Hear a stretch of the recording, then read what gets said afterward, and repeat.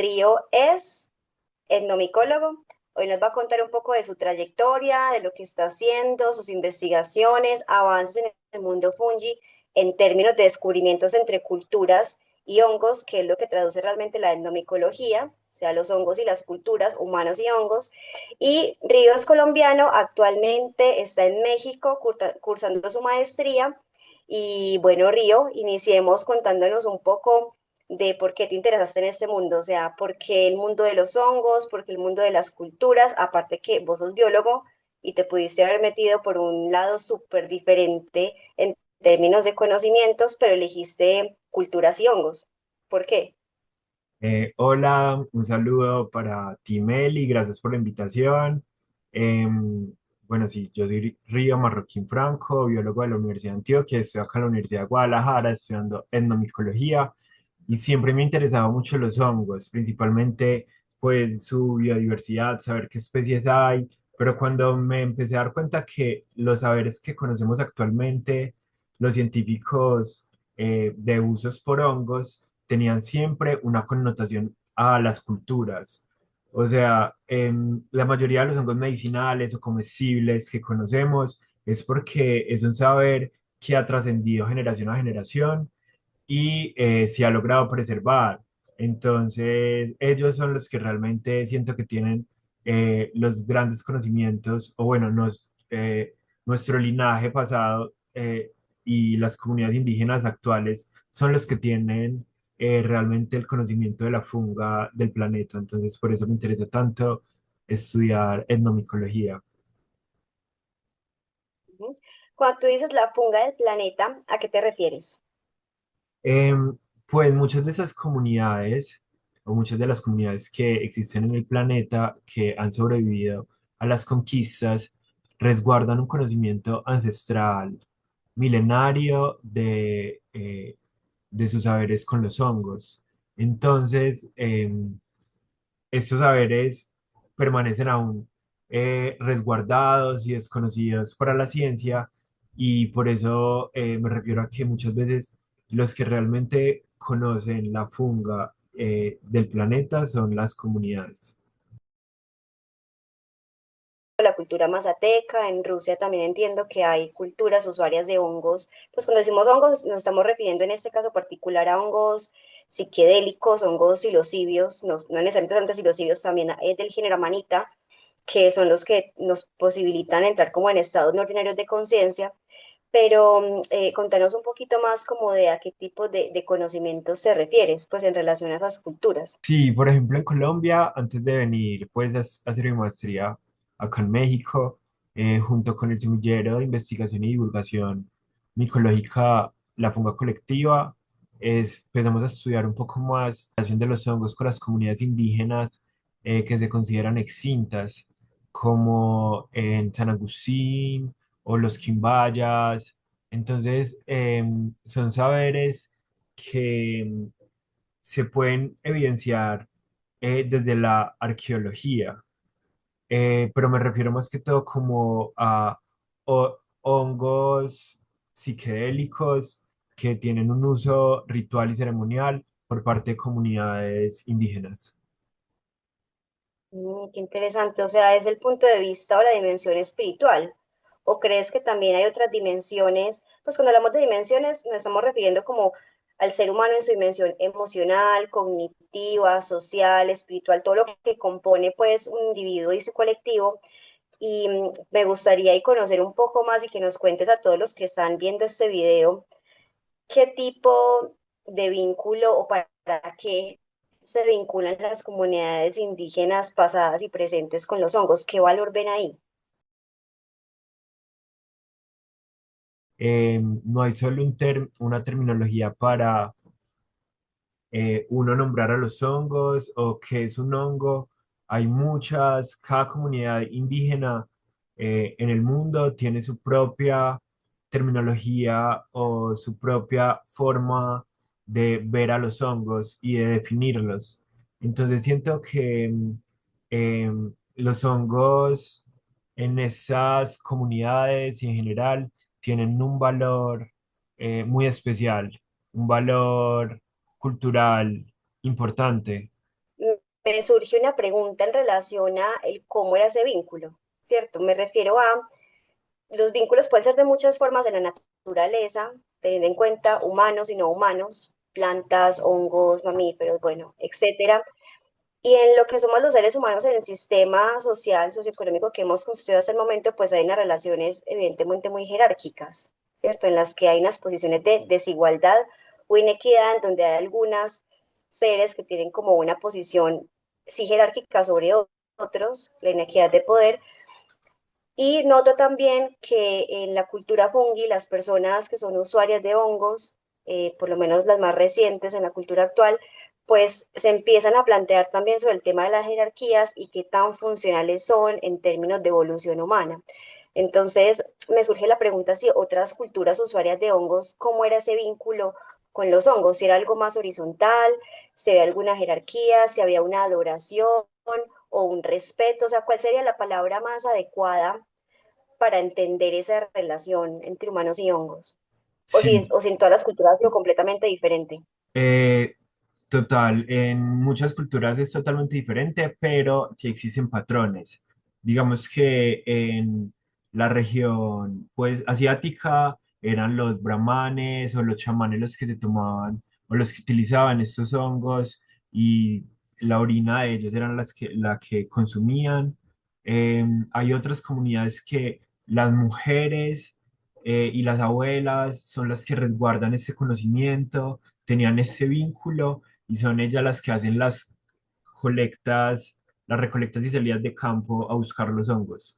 Esto también se ha visto, digamos, en evidencias arqueológicas, como en el caso de los tunjos muiscas, que son unas figurinas orfebres, votivas, o sea que las comunidades las ofrecían como ofrenda a la naturaleza o acompañaban momias, representan en su mayoría mujeres con canastos y dentro de los canastos se observa una morfología de hongo. Y eso también nos demuestra que en comunidades antiguas en Colombia ya había una práctica, una labor de ir o de sabedor de hongos o de honguero, y las mujeres tenían como realmente, pues estas mujeres conocedoras tenían como un papel muy importante dentro de estas sociedades, porque pues no hablamos de uno o dos, son cientos de estatuas votivas donde se puede observar eso.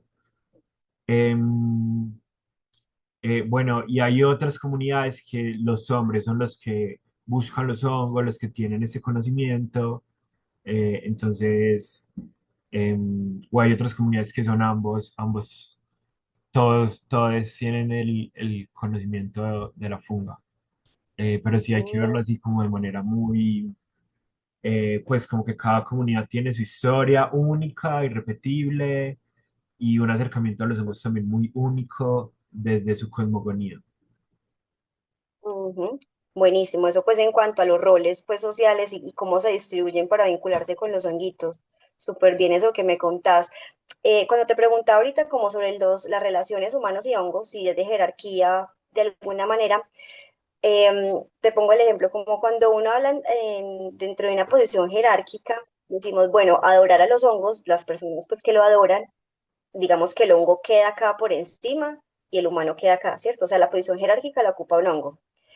En nuestra cultura actual, en la jerarquía que tenemos, siento, no sé si me equivoqué o si tú lo ves como de una forma distinta, los seres humanos tendemos a ponernos por encima del resto de la naturaleza. Es como que es una sociedad todavía muy antropocéntrica, como que el humano está en el centro y la naturaleza secundario, cuando realmente debería ser como nosotros insertarnos en un ecosistema de unas formas que son más interactivas y más fluidas porque pues somos naturaleza y dependemos de la naturaleza para existir.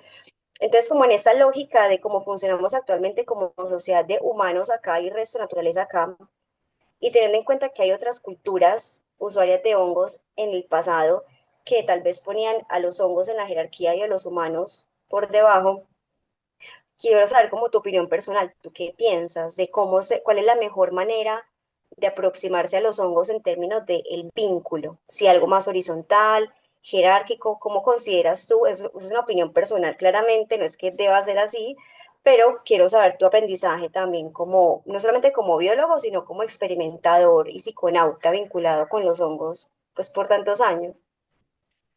Bueno, súper interesante tu pregunta.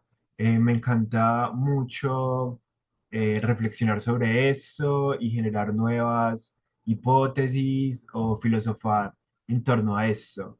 Yo siento que los hongos, como uno de los primeros organismos que colonizaron la Tierra y que evolucionaron y tienen una historia tan larga en el planeta, podrían ser considerados también como eh, algo o un linaje un poco superior al resto de los linajes. eh, y también me gusta mucho pensar en el budismo que menciona que la divinidad se encuentra en todos los seres, pero sí considero que estos seres silenciosamente mantienen el equilibrio planetario, podrían ser vistos como dioses, como un linaje divino y miran que actualmente estamos respirando un montón de esporas de hongos que ya nuestro sistema inmune pues reconoce y no le hace daño, pero cualquier cambio en el genoma que algún hongo se le ocurra, ya, chao, especie humana. O sea, siento que debemos valorar más el reino fungi porque a nivel del suelo, del aire, inclusive del mar, hay infinitos seres que aún no conocemos, o sea, millones de hongos que permanecen sin ser ocultos. Y ahí silenciosamente ellos se están encargando de que tú y yo estemos en esta reunión en este momento y de que todo el equilibrio planetario esté en perfecta armonía. Río, de tu trayectoria que ha sido amplia en términos de que no solamente sos biólogo y claramente tenés un enfoque cuantitativo al estar vinculado con la academia y estás comprometido claramente con la generación de datos y de información de una forma pues sistematizada, sino que también estás vinculado con la cultura, desde la funga colectiva y todo lo que hace tu colectivo en torno a insertar la cultura fungi en, pues, en nuestros ecosistemas humanos.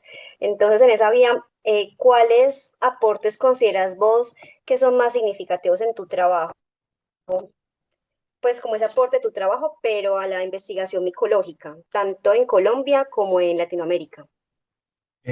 Bueno, yo siento que desde la funga ha tenido mucho impacto muy positivo, como la relación de los hongos y la danza para la divulgación micológica. Nosotros desde un principio empezamos a estudiar el chiribiquete y hemos visto que ha tenido mucho impacto pues nuestras interpretaciones sobre las pinturas rupestres que representan hongos, danza y ritual en el chiribiquete. Siento también que es muy difícil comparar como qué es mejor que otro a nivel investigativo, porque todos los hallazgos son importantes, son valiosos y nos ayudan a tener unas bases epistemológicas para seguir creando conocimiento. Sin embargo, también considero que los hallazgos que hemos hecho, los aportes que hemos hecho en términos de arqueomicología en Colombia han sido también muy impactantes en términos de sociedad. Pregunta acá en torno a lo que implica cada disciplina. ¿Cuál es la diferencia entre etnomicología y arqueomicología? Fue que dijiste, ¿cierto? Ajá. Bueno, la etnomicología es un poco más amplio, incluye pues todas las relaciones y usos que tengamos con, bueno, y acercamientos que tengamos los seres humanos con los hongos a través de un tiempo y un espacio, pero la arqueomicología ya es algo más específico a contextos arqueológicos, ¿cierto?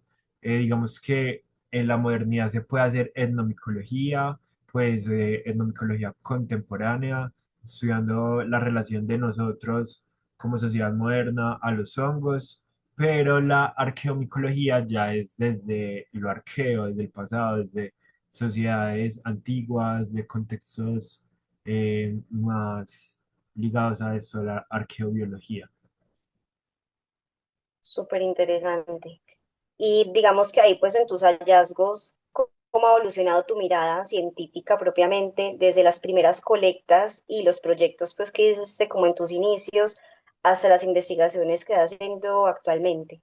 Pues siento que en la actualidad, o acá en México, que es el país donde surge la etnomicología, se está optando por hacer cada vez más rigurosos los estudios basados principalmente en investigaciones cualitativas o cuantitativas, o métodos deductivos o inductivos, y teniendo soportes científicos con bases epistemológicas para poder abordar con datos sólidos diferentes preguntas en etnomicología. Entonces, en la actualidad, pues también valoro mucho eso, como que cada vez hemos avanzado más en términos de ciencia de etnomicología, principalmente eso. Buenísimo. Y para el futuro de la investigación, ¿cómo la ves? Pues ya sea en Latinoamérica, en Colombia, bueno, lo que has escuchado y has visto en tu entorno, ¿hacia dónde va la investigación etnomicológica? Pues siento que aún hay mucho que investigar en etnomicología y todos los aportes son muy valiosos. México es el país que más lleva la parada en investigaciones micológicas del mundo, pero cada vez hay más reportes en Asia o en África o en el resto de Latinoamérica. Entonces, si es una invitación a que desde la biología o desde la antropología, nos interese más a los seres humanos estudiar la funga. Siento que esto es un deber colectivo y a todos nos debe interesar y cada vez debe ser más estudiado. De hecho, ya en muchos países se está adecuando para que los niños en primaria o en secundaria o en la prepa reciban educación en micología, y es necesario también que reciban conceptos de etnomicología. Qué bonito, pues porque realmente en nuestra educación, pues por lo menos yo a mis 30 y casi 34 años, pues cuando era niña, realmente me mencionaron el reino fungi y fue como así el reino fungi, pero pues nunca profundizaron, yo no sabía ni siquiera qué era el micelio y ahora ver todos esos desarrollos es como, wow, claro, cómo metimos pues unos seres tan importantes en la historia de la naturaleza que aparte cumplen un papel ecosistémico tan relevante. Qué bonito que las próximas generaciones sí van a tener realmente la posibilidad de conocer un poco más de cerca el mundo de los hongos. Y pues más allá como de la aplicación práctica en la educación, también me pregunto sobre el papel de los hongos en la función pues ecosistémica. Entonces me gustaría preguntarte qué papel crees que ellos cumplen en la comprensión y la preservación pues o conservación de la vida en la Tierra. Sí, pues los hongos, al ser la base ecosistémica, cumplen un papel muy importante. De hecho, son especies que o linajes que si se conservan, se podrían también conservar pues otras especies como de insectos o de plantas, porque todo en la naturaleza es una sinergia de conexiones. Entonces, si quitamos o si se extingue un eslabón, podría causar un desequilibrio. Entonces los hongos por eso son claves para el equilibrio ecosistémico. La conclusión, necesitamos que los hongos se conserven. Total. Bueno, es un llamado muy interesante, pues porque realmente no necesitamos ser profesionales para conservar los ecosistemas, no hay que ser biólogo, ni etnomicólogo, ni psicóloga, no necesitamos un montón de datos tampoco cuantitativos, sino que la vida depende de nosotros, pues conservarla, cuidarla, y bueno, ojalá que este mensaje pues perdure no solamente en esta generación nuestra, sino también en las generaciones futuras. Ya pues como Sí, total. Es para un llamado para toda la especie humana de que es nuestro deber conservar, pues cada granito cuenta, cada granito es importante, y si estamos conservando ecosistemas, estamos conservando linajes. Con respecto a la danza, nos hemos dado cuenta que em, pues que no solamente la funga nos detona cosas, sino pues creación, sino también, por ejemplo, el chiribiquete, también el chamanismo, lo ritual, lo místico, y siempre estamos en una constante investigación, creación sobre cómo llevar eso al cuerpo, a la danza, cómo se mueven los hongos, cómo danzan los hongos, cómo se han movido o cuáles son esos movimientos que tienen los hongos en las diferentes eras geológicas o en los diferentes linajes. Y ha sido muy interesante, pues, como esas, a lo que hemos llegado, esas conjeturas, porque en la micología hay un debate sobre el movimiento de los hongos, si los hongos se mueven o no, si son sésiles, como las plantas, o si tienen algún tipo de movimiento. Y para nosotros y para otros micólogos, si tiene movimiento. De hecho, hay hongos flagelados, hay otros tipos de hongos que, o el micelio, se ven cómo se expande y cada vez el cuerpo fructífero va a estar en una posición diferente. Pero para otros micólogos más un poco conservadores, los hongos no tienen movimiento o el cuerpo fructífero no tiene movimiento. Entonces, ha sido muy interesante como todo lo que puede converger en torno a los hongos y hacernos preguntas, encontrar las respuestas y lo más importante, divulgar y compartir lo que estamos aprendiendo. Río, y ya pues para finalizar este espacio que ha sido súper lindo, gracias pues por aceptar esa invitación. Para las personas que nos están escuchando y que están buscando vincularse con los hongos, puntualmente psilocibios o psicodélicos, ¿qué les recomendarías? Em, Les recomendaría que obviamente busquen un profesional, em, pues si están interesados. Siento que es una molécula que en serio está causando un cambio muy positivo en las personas y a nivel mundial. Pues es increíble lo que están haciendo estos hongos y esta molécula, pues a la salud mental. O sea, hay personas que en serio lo necesitan y quizás estaban esperando este mensaje, que no les dé miedo, que realmente, pues el miedo es lo contrario al amor y es un maestro fúngico milenario el que podría salvarte y podría ayudarte.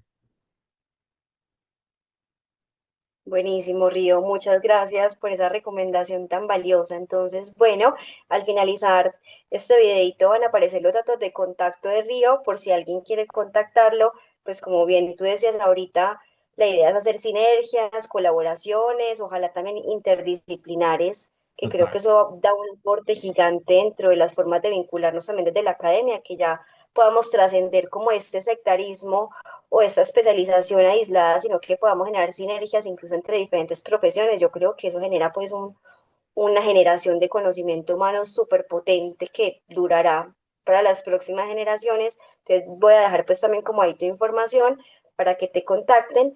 Y bueno, Río, muchas gracias por estar aquí y compartir tu saber. No, gracias a ti, gracias a todas las personas que se conectaron. Es un gusto compartir y hablar sobre esos temas que tanto nos apasionan. Nos vemos pronto y abrazos y bendiciones. Chao.